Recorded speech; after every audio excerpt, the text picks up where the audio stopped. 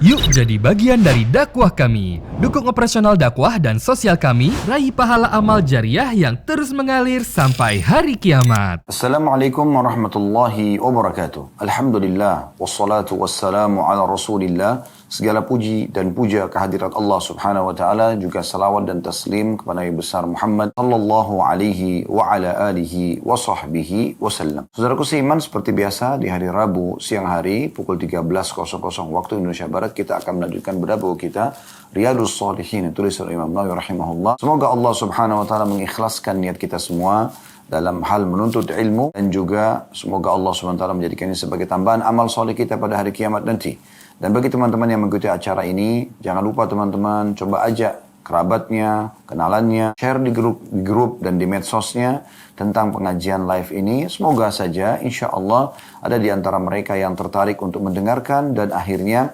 mendapatkan hidayah, dan tentu Anda akan panen pahalanya sesuai dengan hadis Nabi alaihi salatu wassalam, man dalla ala khair, siapa yang menjadi petunjuk terhadap kebaikan, kana lahu mithlu ajri fa'ili min ghairi an yanqus min ajri fa'ili syai'a, dia akan mendapatkan dan memanen pahala orang yang mengikutinya tanpa dikurangi sedikit pun dari pahala orang yang mengikutinya.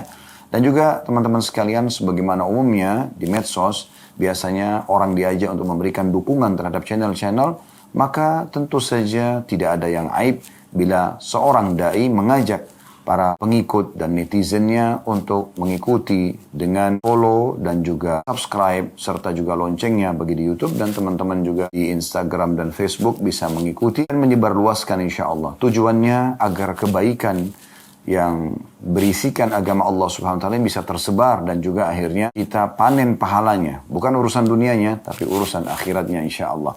Baik teman-teman sekalian, kita akan lanjutkan bab ke-80 dari kitab Riyadhus Shalihin ini dengan judul bab kewajiban menaati pemerintah dalam perkara yang bukan maksiat dan haramnya menaati mereka dalam kemaksiatan. Saudaraku seiman, Allah subhanahu wa ta'ala memang menjadikan dalam kehidupan kita, manusia ini karena manusia adalah makhluk sosial, ada pemimpin dan ada yang dipimpin. Dan Islam datang menata dengan rapi. Artinya setiap pemimpin yang dipilih punya tugas dan kewajiban dan juga punya hak dari sisi yang lain. Sebagaimana juga masyarakat punya hak dan kewajiban, ya, artinya mereka punya kewajiban dan juga punya hak dari pemerintah mereka. Nah, kita sudah tidak asing lagi tentunya teman-teman sekalian firman Allah subhanahu wa ta'ala, dan ini diangkat oleh Imam Nawawi rahimahullah. Dalil pertama dalam surah An-Nisa 59 yang bunyinya, ya ayyuhalladzina amanu ati'ullaha wa ati'ur rasula wa ulul amri minkum, al-ayah. Artinya, hai orang-orang beriman, taatilah Allah, taatilah Rasul dan pemerintah kalian. Teman-teman sekalian, pemerintah di sini disebutkan sebagai salah satu bentuk ketaatan kepada Allah subhanahu wa ta'ala bila kita taat kepadanya. Oleh karena itu kaidahnya sebagaimana Imam Nawawi berikan dalam bab judul ini, yaitu bab wajibnya mentaati perintah, menaati pemerintah, bab kewajiban menaati pemerintah dalam perkara yang bukan maksiat kepada Allah, karena bentuk ketaatan kepada Allah kan. Dan juga haram mentaati mereka atau menaati mereka bila itu kemaksiatan dalam kemaksiatan kepada Allah subhanahu wa ta'ala. Maksud dalam umumnya sabda Nabi SAW, la ta'ata li makhlukin fi maksiyati khaliq. Tidak boleh ada ketaatan pada makhluk yang berbuat maksiat kepada sang pencipta Allah. Pemerintah Allah subhanahu wa ta'ala jadikan mereka memimpin dari jajaran raja, presiden, dan semua jajaran yang membantu mereka dari menteri, para menteri, dan semua jajarannya ke bawah ya. Kalau kita di Indonesia mungkin ada gubernur, kemudian ada wali kota ataupun bupati, kemudian ada jajaran yang lebih di bawah lagi mungkin ya, camat, lurah, RT, RW, semuanya adalah jajaran pemerintahan dan mereka memiliki peraturan-peraturan. Nah, selama peraturan tersebut tidak berbau maksiat kepada Allah SWT, wajib hukumnya mentaati mereka. Wajib hukumnya mentaati mereka. Ada hukum Allah Subhanahu wa ta'ala, merupakan syarat Allah, dan ada juga kanun wad'i atau peraturan-peraturan yang diletakkan oleh pemerintah setempat. Kapan peraturan pemerintah setempat ini tidak bentrok dengan hukum Allah, wajib dipatuhi. Banyak contohnya, seperti misalnya rambu-rambu lalu lintas. Ya. Pemerintah meletakkan rambu-rambu lalu lintas dan peraturan-peraturan untuk maslahat umum. Dan ini yang diperintahkan dalam syariat untuk dipatuhi. Tidak boleh kita sengaja melanggarnya. Begitu juga dengan misalnya memiliki identitas, KTP misalnya, ya, akte lahir, misal contoh, paspor. Semua ini teman-teman sekalian adalah hal-hal yang bertemu secara maslahat dengan syariat Allah subhanahu wa ta'ala, wajib dipatuhi, gitu kan. Tidak boleh orang ugal-ugalan, sengaja melanggar lalu lintas, sengaja tidak ingin memiliki identitas misalnya, ya, atau sengaja membuat kekacauan sehingga akhirnya terjadilah kerusakan di negara tersebut. Ini semua hukumnya haram, tidak dibolehkan, ya. Seperti orang yang sengaja demo kemudian merusak, ya, dengan cara merusak fasilitas umum, ya, mengganggu ketentraman masyarakat. Ini semua tidak pernah ada dalam Islam, tidak pernah ada dalam agama Islam. Kita dianjurkan agar menjalankan hadis Nabi SAW. Kata Nabi SAW, siapa yang melihat satu kesalahan dari imamnya, pemimpinnya, maka sebaiknya dia rangkul, memegang tangannya dan mengajaknya berbicara empat mata, menyampaikan nasihat. Kalau nasihat tersebut diterima, maka itulah target dia. Namun kalau tidak diterima, maka dia sudah lepas tanggung jawab di sisi Allah Subhanahu wa Ta'ala. Dan itu pun bagi orang yang memiliki kesempatan dan juga kedudukan untuk itu.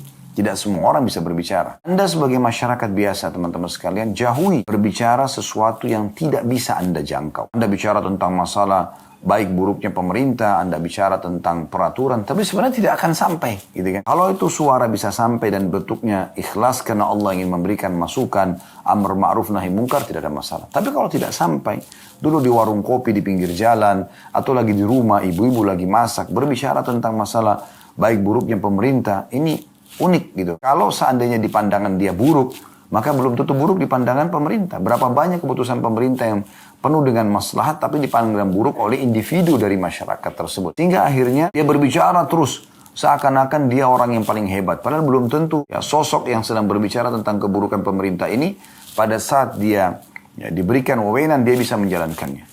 Saya sering berikan contoh ini dan saya ulangi lagi di saat ini. Banyak di antara masyarakat mirip seperti penonton sepak bola. Di saat di lapangan ada para pemain bola. Pemain bola ini mereka dari kecil sudah latihan bola.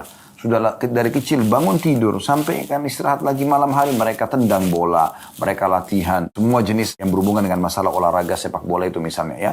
Apakah jadi gawang, jadi penyerang dan seterusnya, dan mereka sudah tiap hari latihannya itu. Tetapi subhanallah di saat misalnya terjadi satu tendangan meleset dari seorang pemain, apakah tendangan langsung, apakah tendangan penalti misalnya, maka berapa banyak di antara penonton yang mencaci maki, mengatakan bodoh misalnya, mengatakan tidak tahu dan seterusnya. Padahal belum tentu kalau dia masuk menendang, ya dia bisa memberikan hasil, membuahkan hasil seperti yang diharapkan. Sementara dia sendiri mungkin cuma sekedar hobi saja. Sementara yang di lapangan adalah memang pemain aslinya. Nah itu contoh yang paling real. Kita di masyarakat, kita cuma melihat dan mendapat informasi yang tersebar di media misalnya. Tanpa kita tahu lebih dalam dan karena kita bukan ahlinya tentang kenapa pemerintah mengambil keputusan A, keputusan B. Karena mereka memang orang-orang yang sudah terlatih di bidang itu. Mereka memikirkan maslahat umum. Ya. Maslahat yang memang bisa merata semua dirasakan manfaatnya untuk masyarakat. Kenapa kebanyakan orang selalu menilai negatif? Selalu berbicara yang buruk. Kalau individu-individu yang di pemerintah itu melakukan perbuatan yang salah, maka kita sebagai seorang muslim sangat yakin dengan kalimat tauhid kita. La ilaha illallah, la ma'budah bihaqqin illallah. Tidak ada Tuhan yang berhak disembah kecuali Allah. Di mana Allah ini maha melihat, maha mengetahui, maha mengawasi. Bukankah Allah mengatakan itu? Sami' basir, maha melihat, maha mendengar, maha melihat. Ya. Innallaha kana 'alaikum raqiba. Allah selalu mengawasi kalian. Jadi Allah SWT itu maha teliti. Ya. Tahu semuanya. Allah akan menghukum setiap orang yang melanggar dengan caranya. Bukan kita diciptakan untuk menghukum dan mengadili orang lain. Tugas kita, kalau dia salah kita ingatkan, ya. Apakah itu dengan lisan, apakah itu dengan tangan. Kalau kita bisa menasihatin dengan tangan, misalnya dengan ada power ya, contohnya pemerintah kepada masyarakatnya atau atasan pemilik perusahaan kepada bawahannya, dia letakkan peraturan wajib sholat misalnya, wajib tutup aurat, nah itu bisa. Atau dengan lisan, nasihat lisan, atau kalau tidak bisa dengan hati. Ya. Lebih baik kita lebih banyak mengintrospeksi diri kita sendiri daripada kita masuk ke masalah hak orang lain yang belum tentu lagi kita jangkau dan bisa bertemu dengannya. Berapa banyak orang yang memprotes tentang satu program pemerintah, ternyata itu maslahatnya banyak sekali dan penting untuk disosialisasikan. Kemudian setelah sekian lama dia baru tahu dirinya salah. Bagaimana caranya dia minta maaf kepada individu yang sudah dicaci maki? Apalagi kalau orang itu sudah, ya, sementara menjabat saya susah untuk ditemuin. Apalagi kalau sudah tidak menjabat, mungkin sudah meninggal dunia bahkan. Dia sudah tidak tahu di mana dia hidup pada saat sudah tidak menjabat misalnya. atau alamatnya, ataupun kalau sudah meninggal, bagaimana caranya kita meminta maaf kepada orang seperti ini? Sementara kita sibuk mencari kesalahan orang lain. Lebih baik teman-teman sekalian daripada mencari dan menilai kesalahan orang, kita mendoakan agar mendapatkan hidayah. Itu yang harus kita lakukan. Dakwahi dengan cara yang baik. Umar bin Khattab radhiyallahu anhu dalam satu kisah dikatakan, dinukul oleh Ibnu Katsir kisah ini, beliau pernah kedatangan seseorang, badannya kekar, orangnya muslim, datang berkunjung kepada rajanya pada saat itu. Setelah beberapa waktu, Umar bin Khattab sempat menanyakan kepada orang di sekitarnya, mana si fulan itu? Mereka mengatakan, wahai Amir Mu'minin, dia sudah rusak sekarang. Ya, maksudnya jauh, dia sudah minum khamar dan melanggar maksiat kepada Allah. Umar pada saat itu siapa yang tidak kenal ketegasannya, siapa yang tidak kenal powernya dia sebagai raja yang menguasai seperempat dunia pada saat itu. Jazirah Arab, bagian besar wilayah Syam, ya, bahkan wilayah Syam ya. Kemudian sebagian besar wilayah Persia, Irak, Iran, sebagian besar wilayah Afrika, sebagian wilayah Afrika Utara, Mesir, terus melebar ke Tunis dan seterusnya. Itu luar biasa. Dia kan bisa menggunakan power sebenarnya. Maksiat nih, hukum saja. Enggak. Tapi apa yang Umar lakukan? Dengan penuh hikmah, penuh ilmu, ya, penuh niat yang ikhlas karena Allah Subhanahu wa taala. Beliau memanggil sekretarisnya, suruh tulis dari Umar bin Khattab. Dia tidak katakan bahkan Amir Mu'minin. Dari Umar bin Khattab kepada fulan, disebutkan nama orang itu. Saya mengingatkan kepadamu tentang firman Allah Subhanahu wa taala, surah Mu'min atau surah Ghafir, surah nomor 40 ayat 3. Ghafir dzambi wa qabilit taubi syadidil iqabi zid tawli la ilaha illahu ya ilaihil masir. Yang artinya qabilit taubi, Ghafir dzambi, zat yang maha pengampun dosa, qabilit taubi, menerima taubat hamba-hambanya, syadidil iqab, dan sangat keras siksaannya. Ya, zid tawli la ilaha illahu, dia adalah zat yang maha sempurna, maha tinggi, dan tidak ada Tuhan yang berhak disembah kecuali dia. Ilaihil masir, kepadanya akan dikembalikan. Maka pada saat surat itu sampai kepada orang yang tadi sudah jauh dari agama Allah, dia baca, lalu dia tersentuh. Seorang raja menyurat kepada dia. Kemudian dia pun membaca firman Allah SWT mengatakan, Allah Tuhanku telah mengingatkanku, ya, akan mengampuni dosaku, ghafiriz dzambi, pengampun dosa, qabilit taubi, ya, menerima taubat. Kemudian juga telah mengancamku dengan firman-Nya syadidul iqab, sangat berat siksaannya bagi orang yang tidak mau taubat, gitu kan. Maka orang itu pun menjadi baik. Beberapa saat kemudian sampai berita kepada Umar bin Khattab radhiyallahu anhu kalau orang itu sudah baik dan sudah taubat karena mendengarkan nasihat dari surat yang beliau tulis, maka beliau mengatakan, beginilah seharusnya kalian lakukan. Orang-orang yang sedang melakukan pelanggaran, kemaksiatan, bukan untuk dimusuhi, tapi bagaimana kita merangkul mereka, bagaimana kita menyelamatkan mereka, agar mereka sadar kalau itu kesalahan dan akhirnya selamat di dunia dan selamat di akhirat. Kenapa kita tidak melihat pelanggaran orang lain dan kekurangan dalam masalah aplikasi ilmu agama adalah kebaikan? Kenapa kita tidak melihat itu? Kenapa kita melihat hal-hal yang lain? Ya. Selalu yang kita lihat adalah penilaian negatif terhadap orang lain. Saya heran dengan melihat sebagian orang, semoga Allah berikan hidayah, sangat senang dengan kesalahan atau kekurangan orang lain. Dijadikan sebagai bahan pembicaraan, seperti sebuah prestasi dan penemuan yang sangat berharga dalam hidupnya. Subhanallah. Bukankah justru kesalahan dan kekurangan orang lain itu adalah kesempatan emas kita untuk meraih pahala? Orang misalnya keliru dalam sholatnya. Kalau kita nasihatin dia dan kita berikan masukan lalu kemudian dia baik sholatnya, mulai saat itu sampai dia wafat kita akan panen pahala sholat. Dan banyak hal yang lain dalam kehidupan sehari-hari. Dalam muamalah suami istri, muamalah dengan anak-anak, muamalah dengan tetangga, muamalah sesama warga negara, muamalah dengan pemerintah. Ya. Kenapa kita tidak coba berikan nasihat yang positif? Berapa banyak nasihat yang baik sampai kepada para pemimpin dan akhirnya mereka sadar. Mereka jadi baik, tapi dengan cara yang santun. Anda pun kalau berada di posisi para pemimpin tersebut, saya yakin Anda tidak ingin diteriak-teriakin. Anda juga tidak ingin dicaci maki, disalahkan. Tapi sebagian pemimpin, Masya Allah, sabar dengan hal tersebut. Padahal mereka punya power. Mereka bisa datang ke rumah Anda dan menghukum Anda atau memenjarakan Anda. Tapi mereka tidak melakukan itu. Ini bukan berarti mereka lemah. Mereka punya kekuatan, ya. Bahkan lebih kuat daripada Anda. Tapi mereka lebih berakal, mereka lebih dewasa. Mereka anggap Anda adalah ada seperti anaknya. Anda seseorang yang sedang salah. Maka sadarlah saudaraku. Jangan selalu mencaci maki. Ingat sabda Nabi SAW. Man akrama amira akramahullah. Siapa yang memuliakan pemimpinnya, Allah akan muliakan dia. Wa man ahana amila wa ahanahullah. Siapa menghina pemimpinnya, maka Allah akan hina juga dia. Atau kama qala Nabi SAW. Jadi ini penting untuk digarisbawahi. Jadi Islam datang mengatur agar kita patuh dan tunduk kepada pemimpin kita. Jadi kita patuh dan tunduk kepada pemimpin. Ini banyak hadits yang akan kita dengarkan nanti tentang pentingnya patuh kepada pemimpin dan tidak bolehnya seorang muslim keluar dari peraturan-peraturan yang ada, ya, kecuali memang yang diperintahkan maksiat kepada Allah. Anda dilarang sholat misalnya, Anda dilarang tutup aurat. Nah itu Anda boleh di situ ya memprotes karena memang ini keliru, ini hukum Allah, nggak bisa gitu. Tapi kalau keputusan-keputusan, apalagi Anda tidak punya ilmu di situ atau Anda hanya sebagai komentator saja, ini tidak pantas Anda berbicara. Apalagi Anda tidak pernah tahu itu keputusan yang diambil oleh pemerintah tidak sembarangan. Mereka duduk, mereka diskusikan, mereka musyawarahkan. Setelah benar-benar sampai kepada sebuah titik, baru mereka keluarkan keputusan tersebut.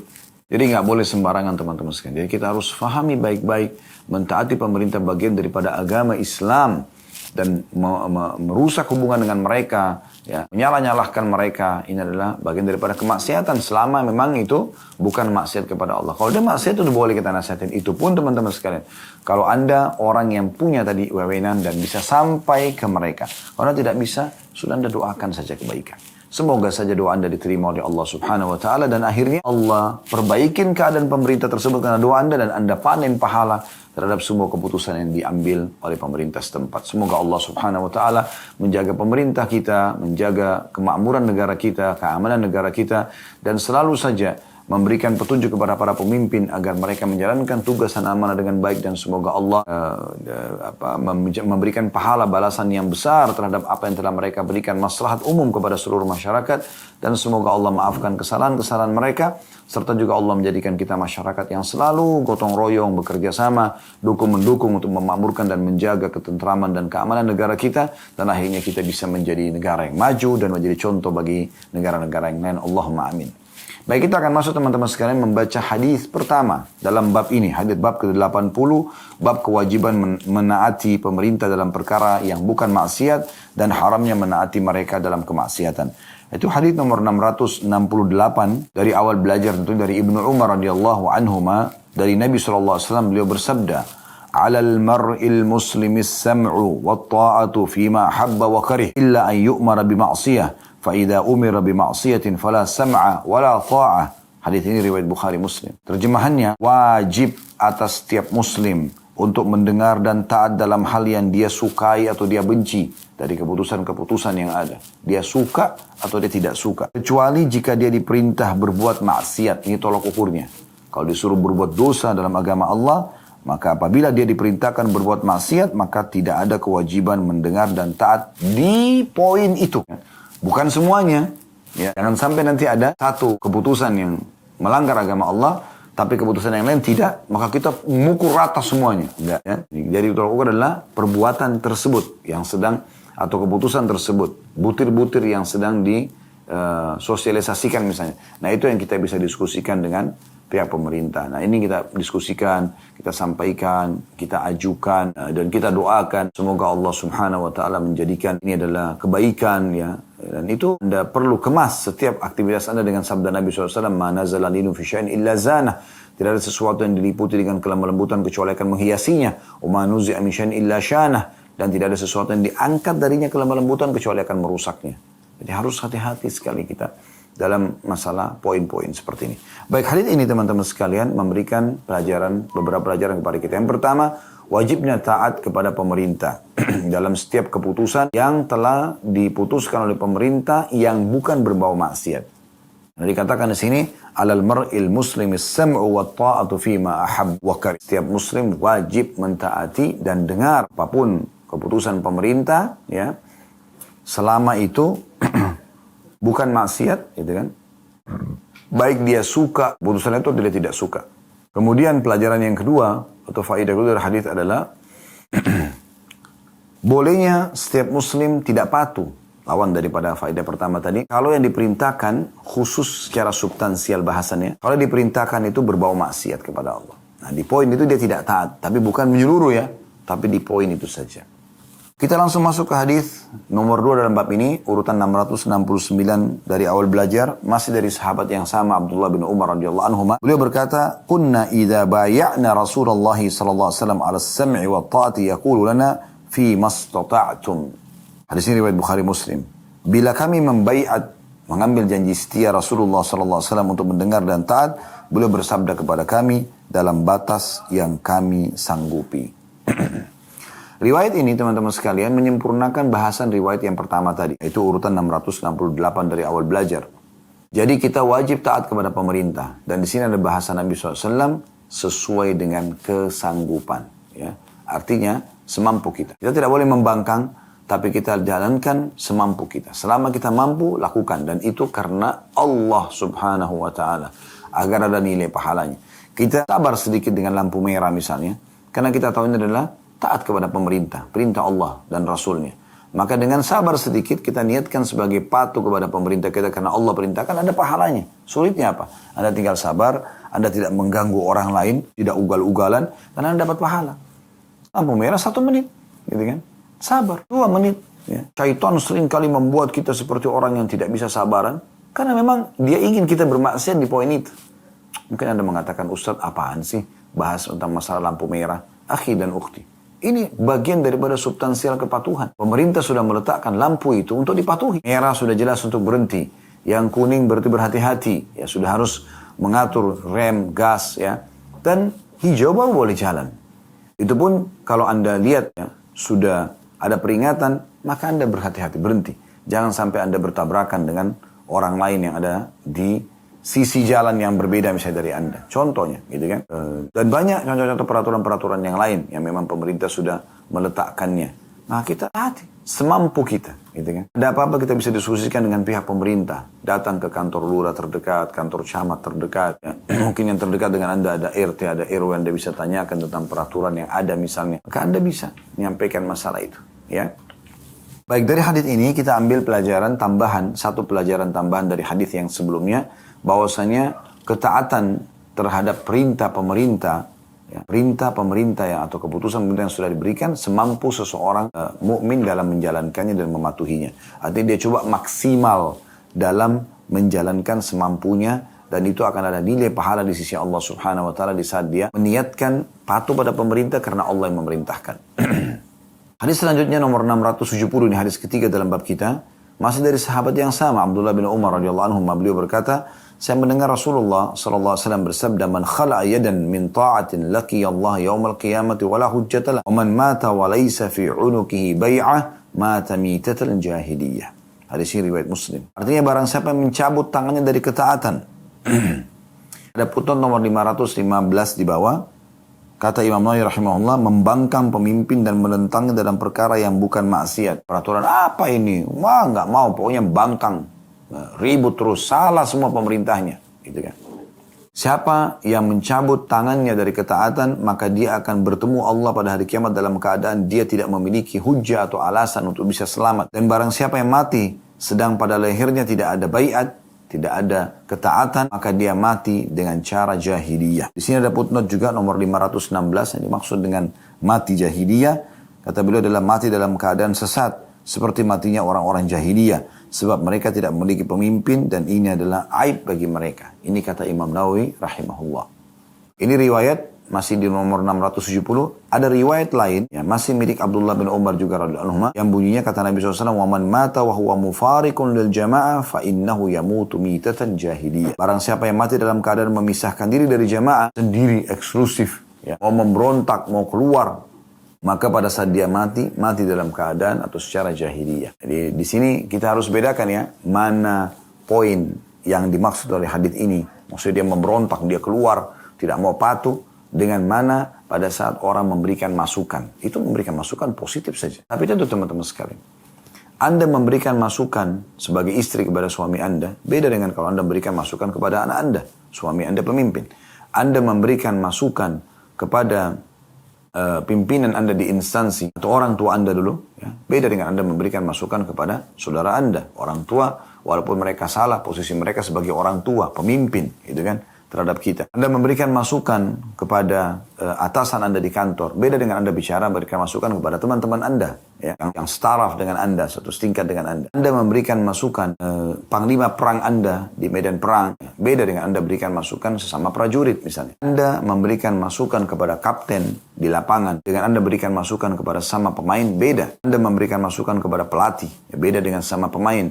Anda memberikan masukan kepada pemilik perusahaan. Anda bisa orang lain, Anda datang berkunjung di swalayan, di mall, Anda memberikan masukan pada pemiliknya misalnya, atau Anda ngontrak rumah orang, atau orang Anda membeli rumah di satu komplek, beda Anda berbicara dengan mereka, memberikan masukan, karena itu hak mereka. Ya, untuk membangun semua mereka, membuat sistem sesuai dengan yang mereka inginkan. Kita cuma memberikan masukan.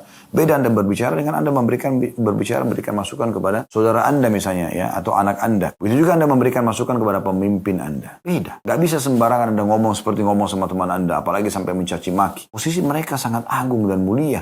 Allah muliakan mereka. Allah telah memudahkan mereka jadi pemimpin, maka harusnya dimuliakan. Ya. Ini poin yang harus kita garis bawahi baik-baik, gitu kan. Jadi nggak bisa sembarangan kita ngomong seakan-akan, oh mereka harus dengar. Kalau tidak dengar berarti harus dicopot, turunkan. Ini bahasa selalu mengatakan ganti, turunkan. Ini sungguh ajaib. Ya, seakan-akan orang hanya sekedar masang sebuah boneka atau patung yang bisa diganti-ganti, digeser-geser posisinya. Ini manusia. Berikan orang kesempatan untuk menjalankan tugasnya dan kewajibannya. Kita support, kita dukung, kita berikan masukan. Ya. Nah, tidak ada manusia yang sempurna. Baik, kita langsung masuk ke hadits ini. Faedahnya, faedah yang pertama adalah haramnya seseorang itu ya, keluar dari ketaatan pemerintah dia selama bukan maksiat. Hukumnya haram. Ya. Ke sini dikatakan dia akan bertemu dengan Allah pada hari kiamat kalau dia tidak masuk dalam ketaatan pemerintahnya, sementara itu bukan pelanggaran agama, ya, maka dianggap dia tidak ada hujjah pada hari kiamat. Tidak bisa selamat, tidak bisa berhujjah, tidak bisa berargumentasi mengatakan ya Allah saya punya hak, nggak bisa. Artinya dia pasti akan dihukum di situ. Walaupun dia tahta masyiatillah, di bawah naungan Allah, insya adzaba wa insya ghafaralah. Kalau Allah mau Allah siksa, kalau Allah mau Allah maafkan, gitu kan. Faedah kedua dari hadis adalah tentang bahayanya dan ancamannya orang yang meninggal dalam keadaan keluar dari ketaatan pemerintah setempat, ya, memberontak misalnya, maka dia mati dalam keadaan jahiliyah. Bisa dibahasakan sini yang kita terjemahkan adalah dalam keadaan sesat. Wa naudzubillah, ya. Baik, hadis selanjutnya 671, ini hadis keempat dalam bab kita. Dari Anas radhiyallahu anhu, beliau berkata, Rasulullah SAW bersabda, "Isma'u wa ati'u wa in istu'mila 'alaikum 'abdun habashi ka'anna ra'sahu zabibah." Hadis ini riwayat Bukhari. Dengarkanlah dan taatilah, meskipun yang memimpin kalian adalah budak yang berkulit hitam, kepalanya seperti kismis atau rambutnya seperti kismis. Hadis ini luar biasa gitu, ya. Di sini ada sebuah poin penting tentang masalah penilaian fisik pemimpin. Nabi SAW tidak sebutkan tentang masalah budak berkulit hitam, rambutnya seperti kismis, ya. Artinya rambutnya keriting kecil-kecil. Kecuali karena ingin menyampaikan pesan, jangan lihat fisik pemimpinmu. Walaupun ada kekurangan di paras wajah, di warna kulit, di postur tubuh, itu nggak penting. Yang penting kebijakan dan keputusannya. Itu yang penting. Ya, nggak penting masalah fisik. Kalau ada fisik sempurna, menyempurnakan kebijakan-kebijakan itu adalah hal tambahan, alhamdulillah. Nah, itu yang Nabi SAW ingin berikan gambaran. Dan posisi budak berkulit hitam dari Habasyah Ethiopia, di masa itu dianggap budak yang bisa diperjualbelikan. Tapi Nabi SAW ingatkan, dalam syariat Allah, wahai muslimin, ingat, tetap wajib isma'u wa ati'u, dengarkan, patuhi, ya. Walaupun yang kalian adalah seorang budak berkulit hitam dari Ethiopia, yang rambutnya seperti kismis. Kenapa Nabi SAW sebutkan itu? Karena fisiknya. Nah, subhanallah, banyak terjadi di masa kita gitu kan. Mencaci maki fisiknya, membuat karikaturnya, apalah gitu. Yang sudah kayak habisan kerjaan. Padahal dia sendiri masih banyak harus dia benahi dalam diri dia, karakter dia, penampilan dia, pekerjaan dia. Banyak sekali harus diperbaikin. Kenapa harus masuk ke wilayah-wilayah yang tidak dibutuhkan? Subhanallah. Ya. Apalagi kalau orang itu sudah meninggal. Seperti orang membuat karikaturnya Rasulullah SAW. Kan ini aneh sekali. Pemimpin muslimin, pemimpin anak Adam dalam keyakinan umat Islam. Mau dicaci maki, wajar saja kalau umat Islam itu malah mengamuk dan marah pada saat itu, ya. Baik, pelajaran yang bisa diambil dari hadits ini adalah wajibnya patuh dan taat pada pemerintah, ya, walaupun pemimpin itu adalah orang yang mungkin di mata Anda kurang secara fisik. Yang kedua, tidak bolehnya menilai pemimpin dari fisiknya, tapi dinilai dari kebijakan-kebijakannya. Selama dia kebijakannya sesuai dengan agama Allah, maka tentu kita, ya, terima. Selama jauh dari agama Allah, maksiat, maka kita tidak patuh. Baik teman-teman, sekarang kita akan kembali melanjutkan hadis kita, yaitu tepatnya hadis kelima dalam bab ini, urutan 672 dari awal belajar. Berbunyi dari Abu Hurairah radhiyallahu anhu, beliau berkata, Rasulullah sallallahu alaihi wasallam bersabda, "Alaikumus sam'u wat ta'atu fi usrika wa yusrika wa manshatika wa makrahika wa atharatin alik. Hadis ini riwayat Muslim. Perhatikan baik-baik saudaraku muslim. Renungi hadis ini. Kata Nabi SAW, kamu semua atau kamu wajib mendengar dan mentaati dalam kurung pemerintah. Dalam masa sulitmu maupun dalam masa mudahmu. Maksudnya termudahkan urusan. Dalam masa giatmu maupun dalam masa engganmu. Dan meskipun dia pemimpin lebih mengutamakan dirinya daripada dirimu. Tidak ada footnote di potongan hadis dan dalam masa mudahmu, bukan mudah tapi ada hanya mudah, termudahkan urusan. Kata beliau, yakni dalam masa miskin ataupun kaya. Yang dimaksud juga dengan mansyatika wa makrahika, dengan huruf pertama dan ketiga di fathah. Di antara keduanya ada sukun, yakni apa yang kamu suka dan apa yang kamu benci, sesuai dengan giat dan nafsumu atau tidak. Selama itu bukan kemaksiatan, bila tidak, maka tidak ada kewajiban mendengar dan tidak ada kewajiban mentaati. Maksudnya selama bukan kemaksiatan. Tapi kalau kemaksiatan tidak ada ketaatan di situ. Hadis ini menyempurnakan bahasan kita dari hadis-hadis sebelumnya, saudaraku seiman, tentang masalah wajibnya patuh pada pemerintah. Tapi di sini lebih terinci lagi. Perhatikan di sini, alaikas sam'u wa ta'atu. Kalian semua harus patuh dan dengar pada pemerintah. Fi usrika, ini poin, di masa sulitmu. Semua sebab dipersulit. Tetap patuh. Tawakal kepada Allah SWT. Mohon kepada Allah. Wa yusrika. Permudahkan urusan. Tadi Imam Nawawi terjemahkan. Kamu lagi kaya ataupun miskin. Mansyatika. Di saat kamu lagi giat-giatnya. Bekerja. Mencari rezeki. Umakrahika. Dan juga di masa engganmu. Serta wa'atharatin alik. Ini potongan kalimat terakhir Nabi SAW luar biasa. Pesan 1400 tahun yang lalu. Walaupun pemimpin tersebut mendahulukan dirinya dari dirimu. Ini poin luar biasa. Ya. Berapa banyak orang yang sedang dipimpin protes tentang fasilitas pemimpinnya. Tapi kan usaha itu uang rakyat. Iya, dia diingatkan oleh orang yang bisa sampai suara pada dia. Dia akan diawasi oleh Tuhannya Allah Subhanahu Wa Taala. Tapi Anda sebagai masyarakat individual, secara ribut, dan suara Anda tidak bisa sampai, maka ini tidak akan sampai. Hanya karena kecemburuan Anda. Karena Anda tidak menjabat. Mungkin kalau Anda menjabat, Anda akan lebih daripada dia. Kan gitu. Semua akan ada hisabnya hari kiamat, saudaraku sini. Jangan khawatir. Ingat, sekali lagi saya ulangi. Allah tidak ciptakan kita, saudaraku seiman, untuk menghakimi orang lain. Untuk sibuk menilai orang lain. Tapi Allah menciptakan kita untuk patuh dan ibadah kepadanya. Sibuk mengintrospeksi diri kita. Sibuk membenahi diri kita. Sibuk memadatkan hari-hari dan waktu-waktu kita dengan ibadah kepadanya. Taubat dari dosa-dosa. Meninggalkan kemaksiatan. Itu yang Allah Subhanahu Wa Taala perintahkan kepada kita. Bukan yang lain. Banyak orang subhanallah kerjanya dari bangun tidur sampai tidur cuma menilai orang lain saja. Cuma mencari kekurangan orang lain. Dan sangat gembira di saat dia menemukan kekurangan orang lain. Luar biasa gitu. Ya. Padahal Nabi SAW memerintahkan kita agar ikhlas karena Allah dan menasihatin 4 mata. Berikan masukan positif. Gitu kan. Ini poin. Ya. Harus difahami baik-baik. Baik, dari hadis ini kita ambil pelajaran yaitu wajibnya patuh dan taat kepada pemerintah. Dalam setiap keadaan selama bukan maksiat. Suka atau tidak suka dengan keputusan itu. Usrika wa yusrika, dalam keadaan kamu sulitkah, kamu mudahkah, mansyatika, lagi semangatkah, makrahika, kamu lagi enggan, lagi malas, bahkan wa'atharatun alik, bahkan kalau dia melebihkan dirinya dari. Ini luar biasa ini. Rinciannya Nabi SAW sebutkan satu persatu. Dan selain itu teman-teman akan datang hadis yang luar biasa. Lebih terinci lagi. Ya. Kita langsung saja bacakan hadis nomor 673. Renungi baik-baik. Lebih serius lagi coba dengarkan. Imam Nawawi mengangkat hadis ini di Riyadhus Shalihin nomor 673. Anda bisa cari di buku ini, semuanya buku Riyadhus Shalihin akan sama menukil. Karena ini tulisan beliau, rahimahullah. Dalam bahasa apapun sama. Dari Abdullah bin Umar, radhiyallahu anhu, beliau berkata, Kunna ma'a Rasulillahi sallam fi safar. Fanazalna manzilan, faminna man yuslihu khiba'ah. Wa minna man yantadil.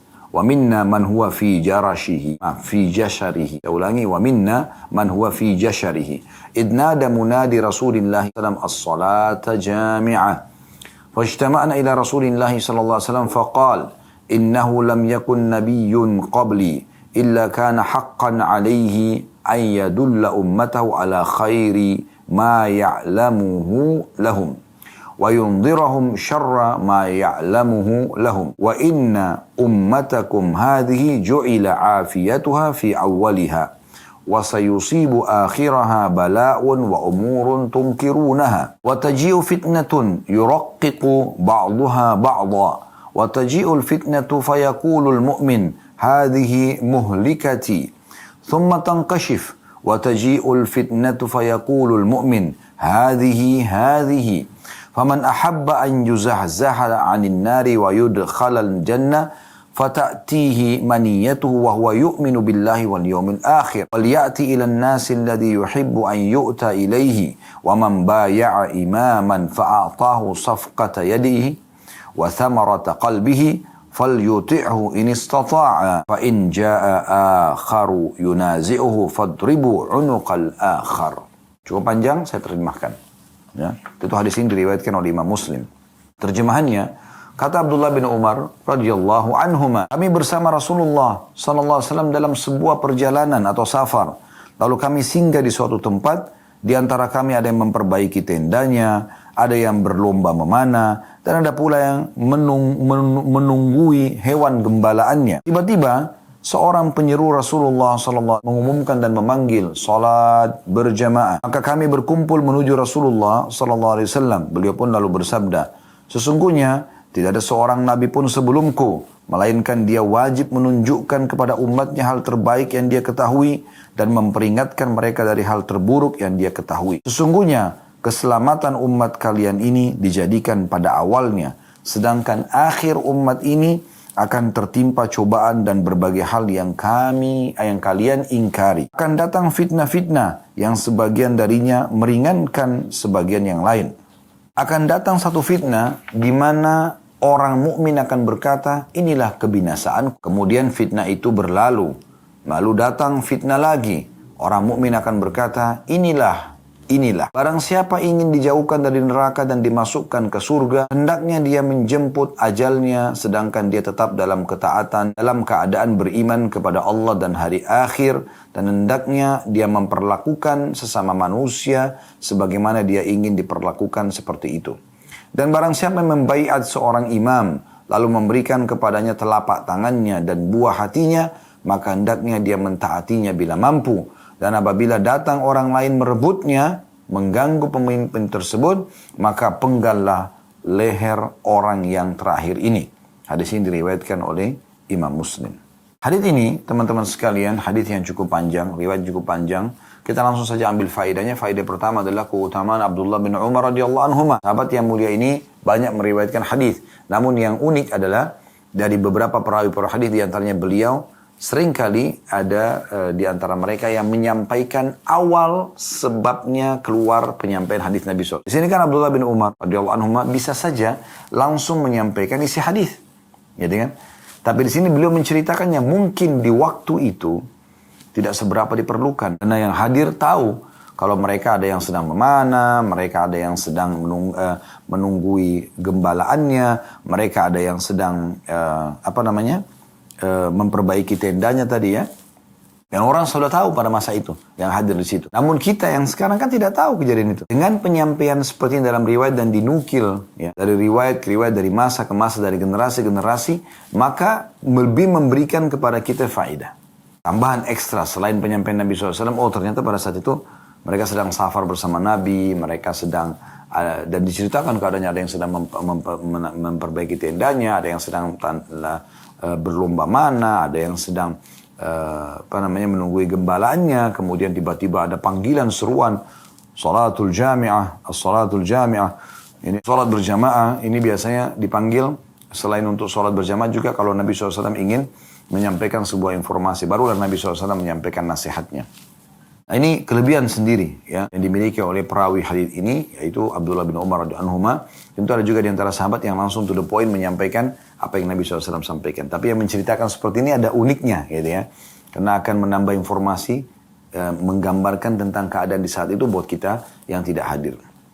Kemudian yang kedua, pelajaran yang bisa diambil adalah bolehnya seorang mukmin melakukan aktivitas yang mubah asal tidak berlebihan. Di sini kan ada diceritakan tentang masalah memperbaiki tenda, menunggu gembalaan, kemudian mereka bertanding memanah. Dan ini semua hal dibolehkan ya, selama itu mubah boleh-boleh saja gitu. Dan yang ketiga, di masa Nabi SAW kalau Nabi SAW ingin mengumpulkan orang menggunakan panggilan as-salatu jami'ah atau as-salata jami'ah. Salat berjamaah gitu ya panggilannya. Salatul jami'ah. Itu untuk mengumpulkan orang. Dan ini sebagai informasi tentu buat kita.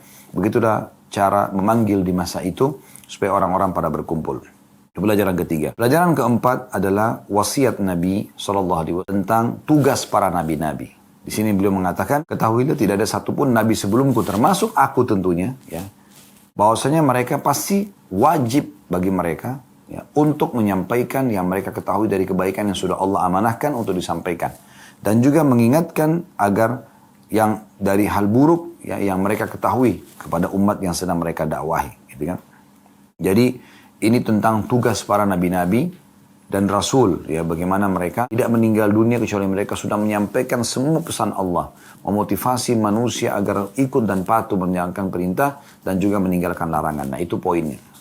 Itu faedah yang keempat dari hadis. Faedah yang kelima adalah pesan Nabi SAW tentang kondisi umat ini. Atau gambaran Nabi SAW tentang umat ini. Ini pesan kelimanya ya. Yaitu beliau mengatakan sesungguhnya dijadikan kebaikan umat ini di awalnya. Di masa beliau SAW, di masa para sahabat. Ya. Dan nanti di akhirnya justru banyak hal-hal yang kalian tidak sukai. Mungkin kayak di masa kita ini ada hal yang tidak disukai gitu kan.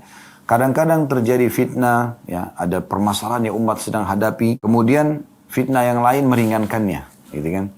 Ada penyakit yang tersebar, tiba-tiba nanti ada kesembuhan. Atau ada fitnah yang lain terjadi tapi lebih ringan daripada fitnah sebelumnya. Akhirnya fitnah yang sebelumnya dilupakan. Ya kan gitu. Nabi SAW memberikan gambaran seperti itu. Sampai-sampai ada perkataan orang mukmin pada saat itu, kayaknya saya akan binasa nih. Gitu. Kemudian hilang fitnah itu, cobaan tersebut. Lalu kemudian datang lagi. Dan orang mukmin terus mengatakan, mungkin yang ini, mungkin yang itu. Nah ini faedah yang bisa kita ambil dari hadis ya. Faedah yang kelima adalah gambaran Nabi SAW tentang kondisi umat ini. Bagaimana memang keselamatan Allah berikan di awalnya, ya. Maksudnya generasi-generasi awal, generasi sahabat, generasi tabi'in, tabi'in. Ini sejalan dengan sabda Nabi SAW, sebaik-baik ya, umat ini adalah generasiku, kemudian generasi setelahnya dan generasi setelahnya. Jadi memang kalau kita ingin kembali kepada yang terbaik adalah kita kembali kepada masa kejayaan Islam di masa itu. Ya, makanya Syekh Utsaimin rahimahullah mengatakan umat di Islam sekarang tidak akan pernah kembali kepada masa kejayaan mereka di awal kecuali mereka kembali seperti apa yang telah mereka lakukan generasi awal itu. Ya, mereka sama sekali tidak menjadikan dunia sebagai targetnya dan mereka saling ya mendukung amr ma'ruf, menyuruh kepada kebaikan dan nahi mungkar, melarang dari kemungkaran sampai mereka wafat sehingga memang kehidupan itu selalu saja baik dan makmur. Islam selalu jaya ya, dan berkuasa di masa itu. Jadi ini penyampaian dan beliau menyampaikan dan di akhir zaman nanti ya, itu seperti kita akhirnya sudah 1400 tahun yang lalu lebih Nabi SAW sampaikan hadis ini. Maka akan ada hal-hal yang kalian tidak sukai. Terjadi banyak cobaan-cobaan terhadap umat ini. Seperti kita lihat sekarang mungkin Islam tidak suka beberapa keputusan dan segala macam. Tapi ya udah terjadi. Cuman di sini dikatakan ada nanti cobaan yang datang meringankan cobaan yang sebelumnya karena dia lebih berat kan gitu. Sehingga yang sebelumnya dilupakan gitu. Atau misalnya yang sebelumnya lebih berat dan datang sekarang lebih ringan. Maka akhirnya ini lebih dianggap meringankan yang sebelumnya gitu. Dan sepada cobaan ini biasanya orang-orang mukmin mengatakan mungkin kita akan binasa nih, mungkin Islam akan hilang, mungkin begini dan begitu. Ya, tapi sebenarnya ini tidak terjadi ya. Ini hanya sekedar ya ujian dari Allah Subhanahu wa taala. Pelajaran yang keenam dari hadis adalah Nabi SAW mengajarkan kepada kita agar bisa selamat, resep selamat ya, dari neraka dan masuk ke dalam surga. Ya, ini pelajaran yang keenam. Dan wasiat ini, ya, di pelajaran keenam ini dibagi menjadi beberapa poin tentunya. Faedah keenam ini, yaitu yang pertama tentang meninggal dalam keadaan beriman kepada Allah hari akhir. Jadi bagaimanapun keadaan kalian nanti di akhir zaman, wahai umatku, ya, ingat, meninggal dalam keadaan beriman kepada Allah hari akhir. Itu poinnya. Bagaimana Anda meninggal dalam keadaan beriman kepada Allah dan hari akhir. Dan juga wasiat yang kedua, ini masih di faedah yang keenam ya. Maka dia mendatangi manusia apa yang mereka suka. Dikatakan di sini terjemahannya, hendaklah dia memperlakukan sama manusia sebagaimana dia ingin diperlakukan seperti itu. Jadi setelah beriman kepada Allah di akhir, dia juga jangan ganggu orang sebagaimana dia tidak suka diganggu. Dia bantu orang sebagaimana dia suka dibantu. Dia ramah dengan orang sebagaimana juga dia suka diramahi. Nah seperti itu. Ini wasiatnya untuk selamat dari neraka, masuk ke dalam surga. Beriman kepada Allah di akhir dan kemudian itu wasiat pertama. Wasiat kedua adalah bermuamalah dengan manusia, berinteraksi dengan mereka sebagaimana kita juga mau diinteraksikan seperti itu. Yang ketiga, wasiat Nabi SAW di sini, dia patuh dan taat pada pemimpinnya, dan dia ulurkan ketaatannya itu dengan telapak tangannya, serta dia juga setulus hatinya, ya, mendukung program-program yang baiknya. Dia doakan, kalau ada yang salah dia juga doakan agar Allah berikan hidayah semampu dia. Ya. Serta kalau ada orang yang mau memberontak, maka dia justru melawan orang yang memberontak itu. Ini wasiat Nabi SAW, ini faedah yang keenam dan ini wasiat yang ketiganya. Nah di sini kan gabungannya adalah di faedah keenam, kalau ingin masuk surga dan selamat dari api neraka, maka pertama, beriman kepada Allah hari akhir, beriman kepada Allah dan hari akhir. Yang kedua, bermuamalah dengan manusia sebagaimana kita suka dimuamalai. Maksudnya kalau kita suka, kalau orang ramah, kita harus ramah dengan orang. Begitu juga kalau kita tidak ingin diganggu, maka jangan ganggu orang lain. Seperti itu kurang lebih gambarannya. Kemudian yang ketiga adalah, ini yang jadi saksi bahasan kita, dia tulus dan ikhlas patuh pada pemerintahnya. Ya. Dengan hatinya, karena Allah SWT perintahkan, maka dia menikmati aja peraturan-peraturan yang ada, dia patuhi semampu dia gitu kan. Dan dia membela pemerintah di saat ada pemberontakan yang terjadi, yang justru ya mengganggu ketentraman dan keamanan yang sudah ada. Ini faedah keenam yang bisa kita ambil dari hadis ini. Baik, kita lanjutkan teman-teman sekalian beberapa hadis ya, karena ini hadisnya sebenarnya sejalan semuanya. Yaitu hadis ke 674 yang berbunyi dari Abu Hunaidah Wa'il bin Hujur radhiyallahu anhu, beliau berkata, Sa'ala Salamatu bin Yazid al-Ju'fi Rasulullah sallallahu alaihi wasallam faqala, ya Nabi Allah, ara'aita in qamat alaina umara'u yas'alunana haqqahum wa yamna'unana haqqana, famada ta'muruna? Fa'arada anhu thumma sa'alahu, faqala Rasulullah sallallahu alaihi wasallam, isma'u wa ati'u fa innama alaihim ma hummilu wa alaikum ma hummiltum. Hadis ini riwayat Muslim. Ini melengkapkan bahasan kita. Hadis yang luar biasa.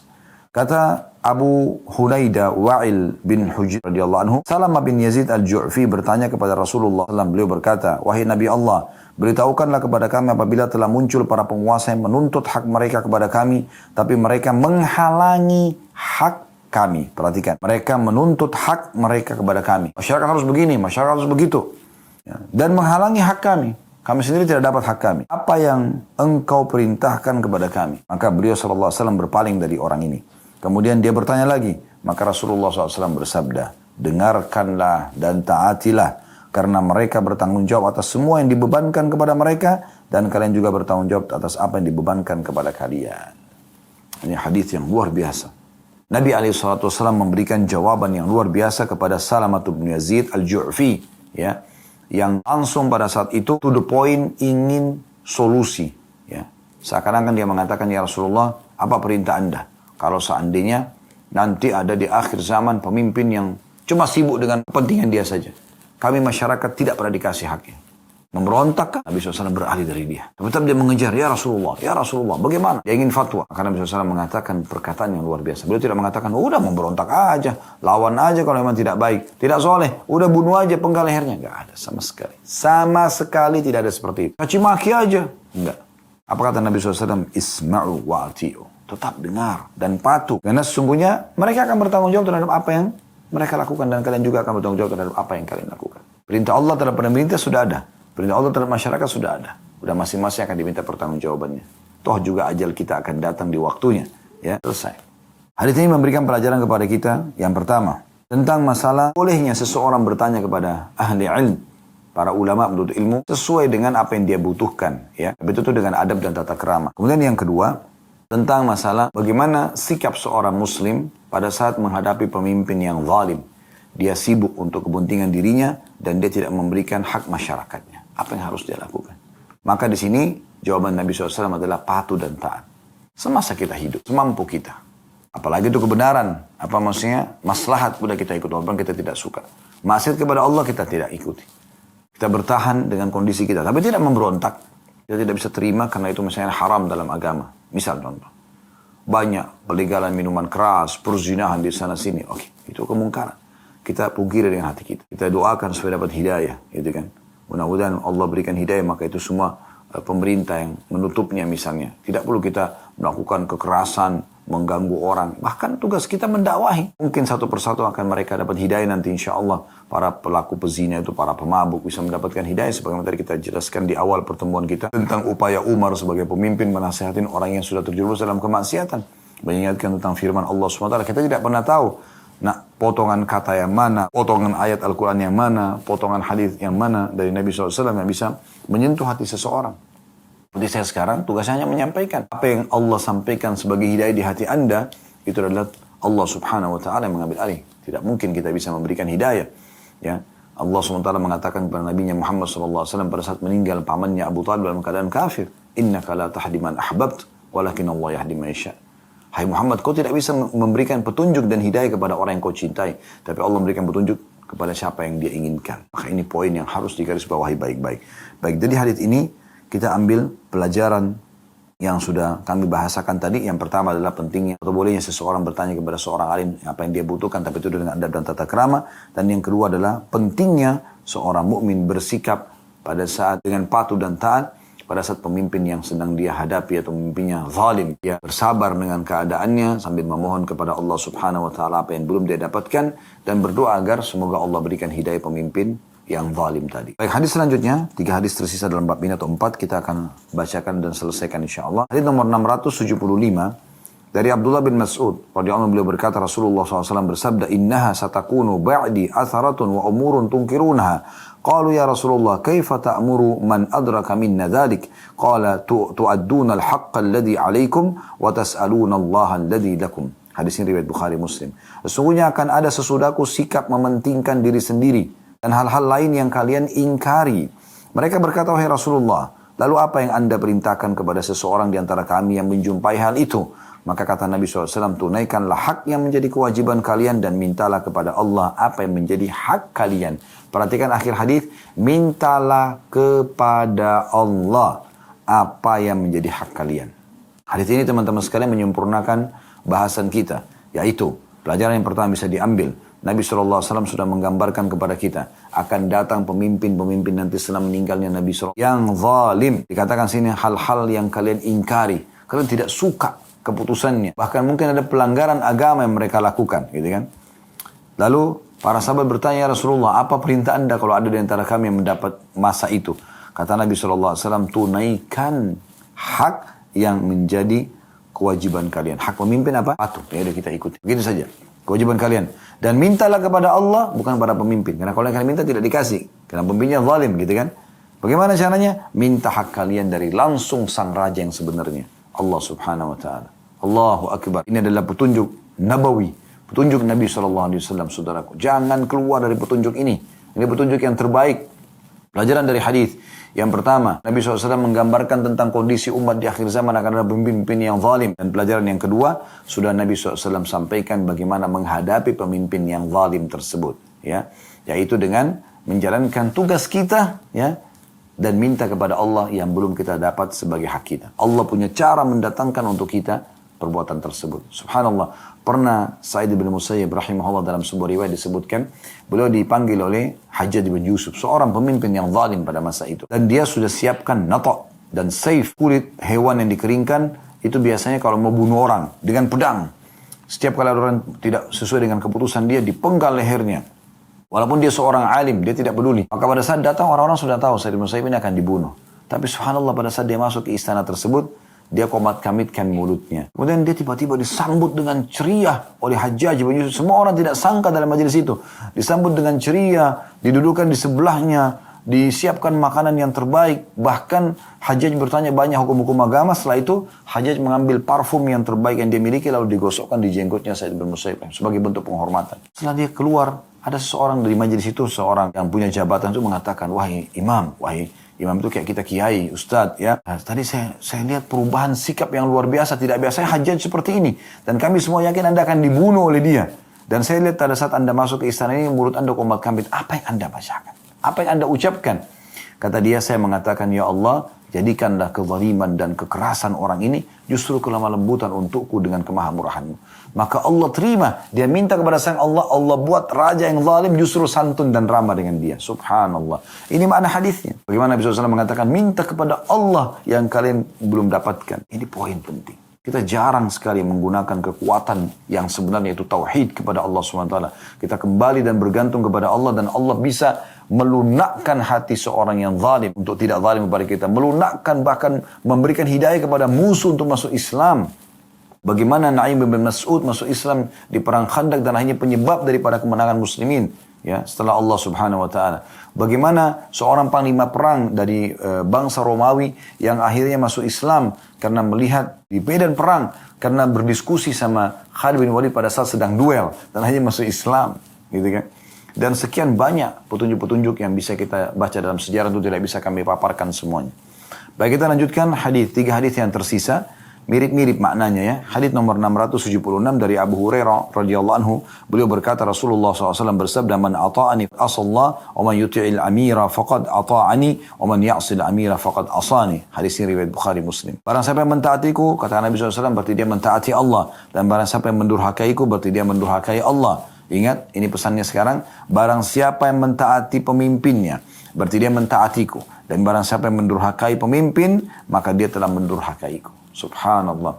Nabi SAW walaupun sudah meninggal, menjadikan kepatuhan kita pada pemerintah kita adalah ketaatan kepada beliau. Seperti kita sedang taat pada perintah Nabi SAW. Selama bukan maksiat kepada Allah, berarti itu adalah perintah Rasulullah SAW. Siapa yang tidak bangga sebagai seorang muslim menjalankan perintah Nabi? Dan beliau sudah mengatakan, dan yang mentaatiku berarti taat kepada Allah. Yang mentaatiku berarti taat kepada Allah Subhanahu wa taala. Pelajaran daripada hadis. Yang pertama, taat pada pemerintah setempat selama bukan maksiat kepada Allah adalah terhitung taat kepada Allah dan Rasulnya. Itu poin penting. Yang kedua, dan durhaka kepada para pemimpin, membangkang terhadap perintah mereka selama bukan maksiat, itu adalah juga bermaksiat kepada Allah dan Rasulnya. Hadis selanjutnya, hadis tersisa 677 dari Ibnu Abbas radhiyallahu anhu bahwa Rasulullah SAW bersabda, "Man kariha min amirihi syai'an falyasbir. Fa inna man kharaja minas sultani shibran mata mitatan jahiliyah." Hadis riwayat Bukhari Muslim. Barang siapa yang tidak menyukai sesuatu dari diri amirnya, maka hendaklah bersabar, karena orang yang keluar sejengkal dari ketaatan kepada sultan, pemimpin, maka dia mati dalam keadaan mati jahiliyah. Dalam keadaan mati jahiliyah. Hadis ini teman-teman sekalian lebih tegas lagi dari Nabi SAW, diangkat oleh Imam Nawawi rahimahullah, luar biasa. Ya, yaitu faedah pertama, pentingnya seorang mukmin sabar terhadap ujian apa yang dia tidak sukai dari pemimpinnya. Perintah Nabi jelas. Amin amirihi syai'an falyasbir. Siapa yang melihat sesuatu yang dia tidak sukai dari pemimpinnya, maka dia sabar. Bukan membangkang, bukan mencaci maki, bukan memberontak. Tapi falyasbir. Ini wasiat manusia terbaik, utusan Allah Subhanahu wa taala. Dikuatkan dengan hadis sebelumnya tadi. Dan dia belum dapatkan haknya, minta kepada Allah. Allah akan lunakkan hati orang-orang yang menahan hak Anda itu. Kemudian pelajaran yang kedua adalah siapa yang keluar sejengkal saja, membangkang, memberontak, ya, maka dia pada saat mati dalam keadaan jahiliyah. Wa na'udzubillah. Semoga Allah selalu menjadikan kita berada di atas rel Allah yang Allah SWT perintahkan dan Rasulnya Muhammad SAW praktikkan atau perintahkan, termasuk taat kepada pemerintah selama bukan maksiat kepada Allah Subhanahu wa taala. Hadis terakhir dalam bab ini, hadis nomor 678 dari Abu Bakar radhiyallahu anhu, beliau berkata, saya mendengarkan Rasulullah SAW bersabda, "Man ahana sultana ahanahu Allah." Hadis ini diriwayatkan Tirmidzi dengan sanad hasan. Artinya barang siapa yang menghina sultannya, pemimpinnya. Ada di situ footnote nomor 522 di bawah di halaman 504 ya.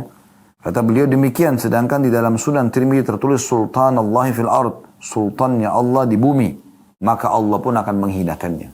Lalu beliau mengatakan, dan dalam bab ini masih banyak hadis dalam As-Sahih dan sebagiannya telah disebutkan dalam bab-bab sebelumnya. Kita langsung ambil faedah daripada hadis ini adalah bagaimana kita tambahkan satu faedah dari semua faedah yang sudah kita ambil dari hadis-hadis sebelum dalam bab ini, yaitu tentang terhinanya atau Allah akan menghinakan orang yang menghina pemimpinnya. Sekali lagi, Allah akan menghinakan orang yang menghinakan pemimpinnya. Jadi lebih baik Anda patuh dan Anda mendengarkan, ya, bila itu adalah bukan maksiat kepada Allah, dan kalau Anda tidak suka, minta kepada Allah serta doakan agar pemimpin tersebut mendapatkan hidayah. Allahu a'lam. Pada benar dari Allah, pada salah dari saya, mohon dimaafkan. Subhanakallahumma bihamdika, asyhadu an la ilaha illa anta astaghfiruka wa atubu ilaik. Wassalamualaikum warahmatullahi wabarakatuh.